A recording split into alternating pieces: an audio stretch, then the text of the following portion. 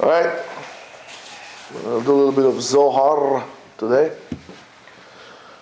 The Zohar in Parashat Lech Lecha brings something very interesting.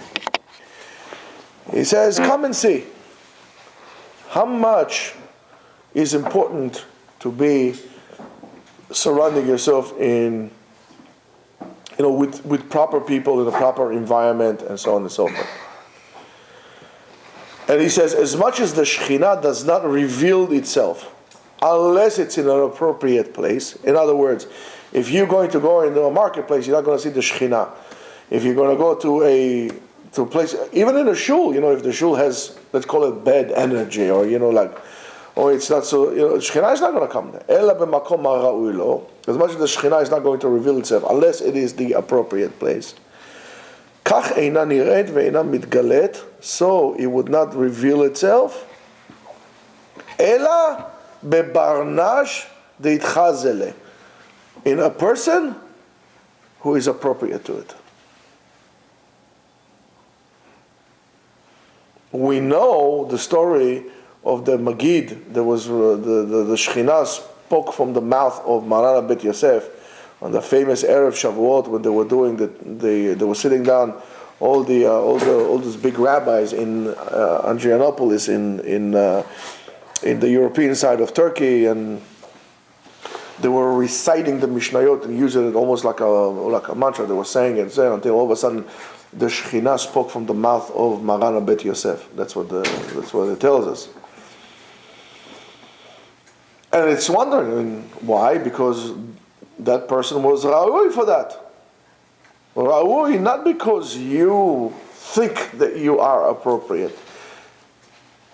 Just because you've been working on yourself and doing the things. There's a certain catch here. Shabbat Shalom.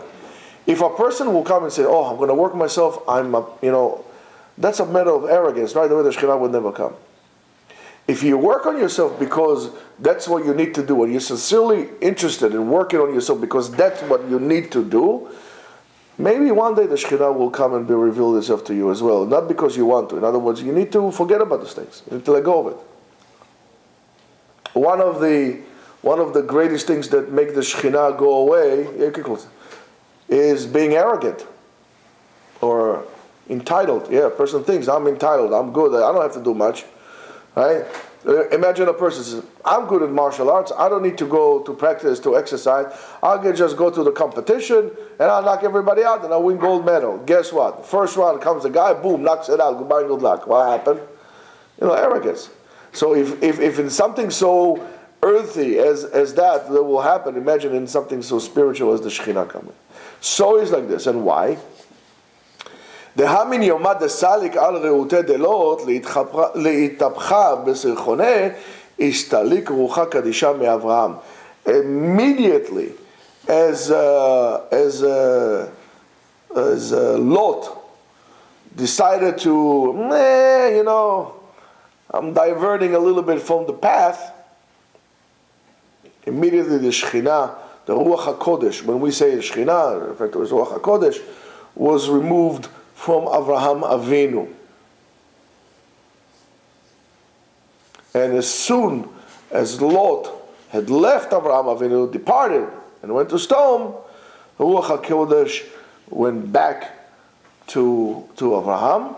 And on that the Zohar says, Acharei hipared Lot mi'imo, after Lot separated from him. So come and see.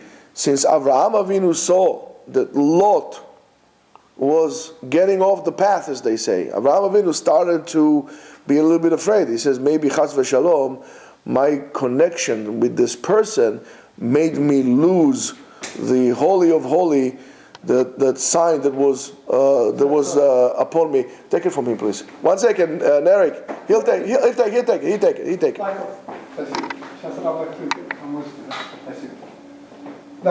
Not a problem, no problem. And it says to him, and as soon as Lot separated from him, Avraham Avinu realized that HaKadosh Baruch Hu gave him a gift.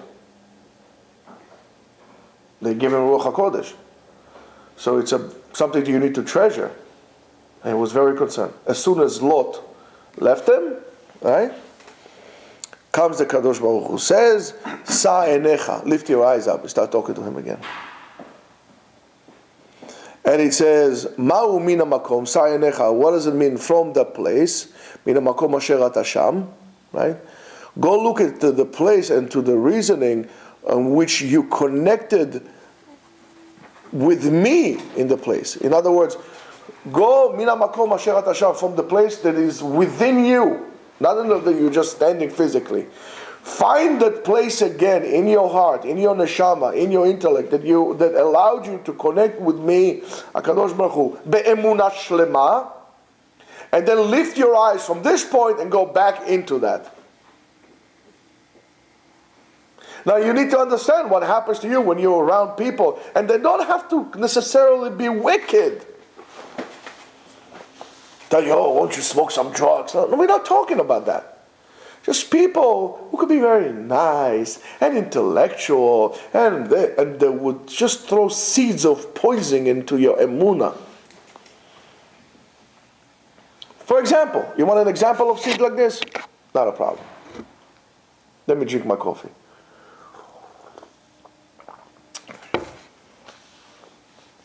A person wants to learn Torah.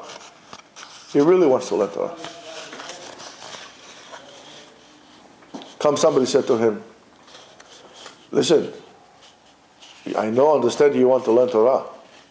However, how about working? You need to work. The guy says, okay, I'll work. I'll be a rabbi. I'll do something. I don't worry about it, but I want to learn. Right away, they're going to tell you, the Rambam says that you have to work. Excuse me, the Rambam also said for you to keep Shabbat, you keep Shabbat. The Rambam says to do so many things to do. Do you do? The Rambam also said the following. You're right. Go work for 3 hours a day. And then learn the rest of the day. So how about that? These are poison that people will put into your head. A girl wants a guy who has a plan. Okay, I have a plan. I want to become a rabbi. Oh, no, that's not the kind of plan I wanted.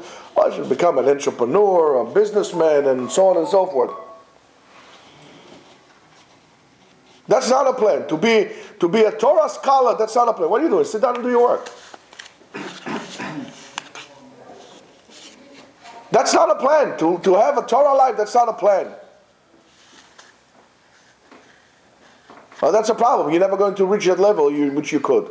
That's something that comes in and cracks and makes cracks in the foundation of your emunah. You want to ask something? Oh. In other words, it says, the Zohar says, Tzafona v'negba, kedma v'yama, north and south, east and west, Elohim ha'masaot shenasata batchila. These are the things that you travel. You travel all around the world to enhance your emunah. Not only that, these are the levels, the steps, the staircases in which Avraham Avinu had elevated himself in the emunah shlema, in the total belief in God. And after he became a ish emunah, a believing person, only then he was able and he was granted to be crowned with the Ruach HaKodesh. Don't think that you're going to become a holy man if you are not 100% believe. And as we explained yesterday, there's different types of belief in God. There's the belief in God that He will give me and He will provide to me and so on and so forth, right? So therefore you believe in God's functioning, but you don't believe in God totally. So if God tells you to do something, you don't believe. In other words, if Kadosh Baruch Hu tells you to give Meiser and you'll have it, no, you don't believe in that. If Kadosh Baruch Hu said you sit down and learn my Torah, you don't believe in that. That you don't believe. You don't believe in God. You believe in functions to you. You believe in His protection to you. You believe in what He does for you. That's not considered to be a believing person.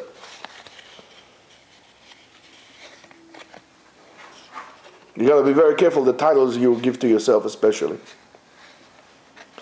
And it says, and from this, and only after he was able to elevate himself on those levels, and he reached himself, then he was notified that this emunah is not going to be removed from his children forever and ever. It's always going to be, that's going to be his share.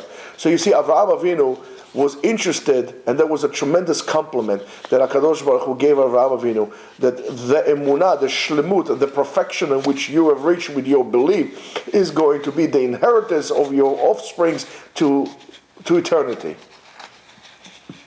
Now, what happens when you don't believe in that? I mean, forget about God, but I will hate to see myself coming in front of Avraham Avinu and has to give him a din v'cheshbon to him. So you're my grandson.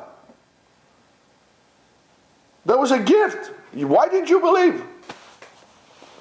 And of course, you're not going to be one day, okay, I believe. It's not I believe. You got to work hard on it. You got to slowly dismantle all the fears, and what makes you a non-believer is your fears and lack of bitachon and security in HaKadosh Baruch Hu. To the point where the Gemara says, if a person has bread in his basket today and is asking, what would I eat tomorrow? He's an unbeliever. And that fear makes you make all kind of crazy decisions that ultimately are bad for you. You negotiate on your emunah. You're not negotiating or trying to utilize the time so you can balance things out. You're not interested in balancing anything. You're interested in dismantling your emunah. You're affecting your emunah in HaKadosh Baruch Hu. You would listen to any pirchach, any clown in the street. They will tell you things that would serve the fear, that would feed your fear, but you're not listening to a chacham, to a great sage who will tell you something of emunah. For that, you don't want to believe. It doesn't make sense to me. It doesn't make sense to me.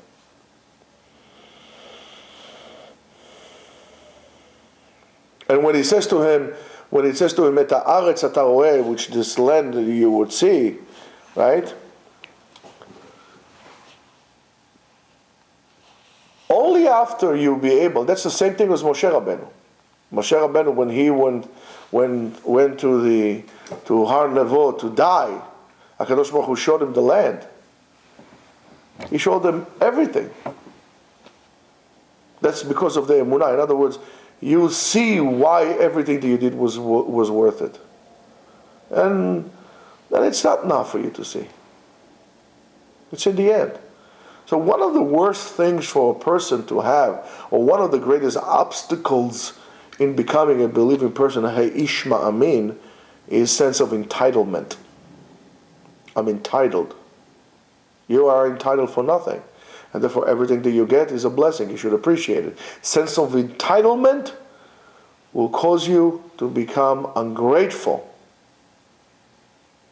Remember, entitlement means ungratefulness. And an ungrateful person cannot be ish yareh shamayim, ish yareh Elokim, a God-fearing person. You can't.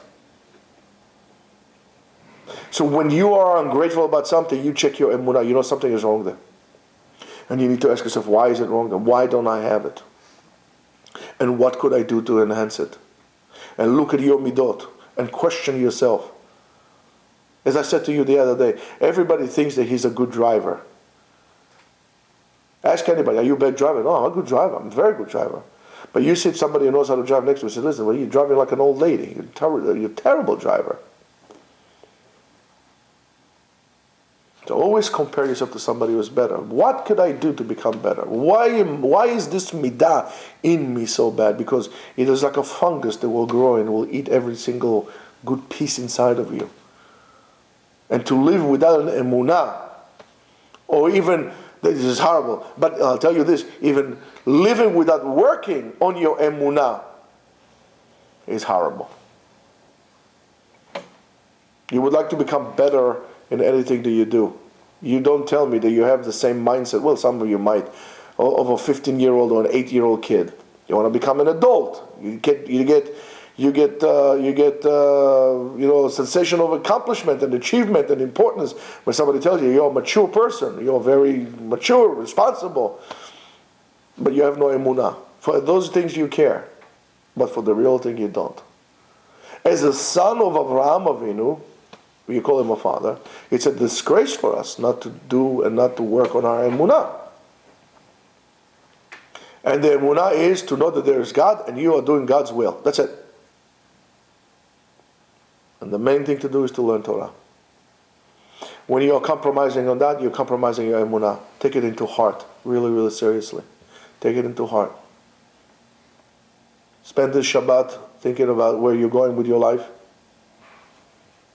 and how you're going to make it different this year. Don't just say, I'll be better, because you won't. You have to tell yourself, how? What is exactly that you're going to do that is going to be different this year from last year? If not, it's the same old story. Shabbat Shalom.